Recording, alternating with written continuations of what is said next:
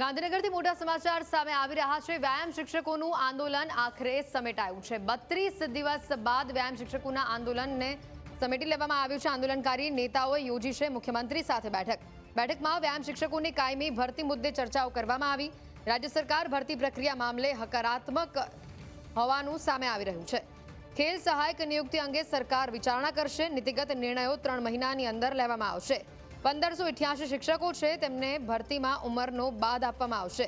સરકાર માંગ નહીં સ્વીકારે તો વ્યાયામ શિક્ષકો ફરી આંદોલન કરશે।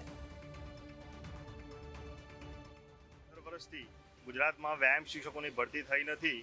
એ દિશામાં માનનીય મુખ્યમંત્રીશ્રીએ આગળ વધવા માટેનો હકારાત્મક અભિગમ દર્શાવી અધિકારીશ્રીઓને આ વિષયમાં ઝડપથી નિર્ણય કરવા માટે સૂચના આપી છે।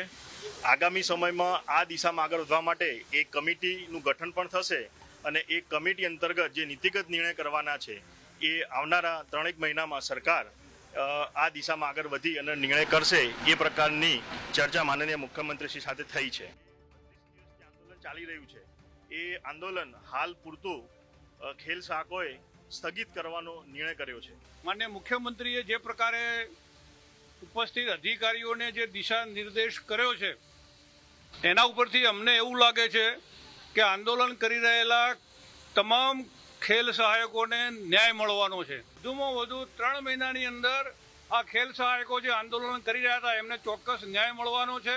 આજે આંદોલન પૂરું થયું નથી, સ્થગિત થયું છે, પરંતુ 3 મહિના પછી આંદોલન કરવું જ ના પડે એ પ્રકારની સ્થિતિ નિર્માણ થાય એવું ચોક્કસ અમને લાગ્યું છે।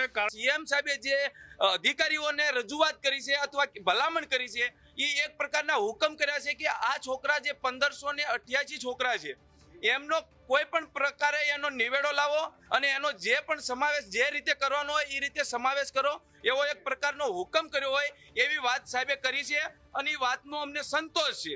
અને જો એ વાતનો સંતોષ અમને નહીં આવે અને ટૂંક સમયની અંદર અમારી માંગણી સ્વીકારવામાં નહીં આવે તો અમારું આંદોલન છે એ સ્થગિત કર્યું છે, એ પૂર્ણ કરેલું નથી। એમ સાહેબે કીધું છે કે તમારી જે અત્યારે ખેલ સહાયકની યોજના છે એની અંદર તમારી કાયમીની જે માંગ છે એ સ્વીકારી લેવું અને એની પ્રોસેસ અમે ચાલુ કરી દેવું। અત્યારે તમે એની અંદર જોબ કરો તે પછી અમે તમારું કાયમીનું કરી વાળશું।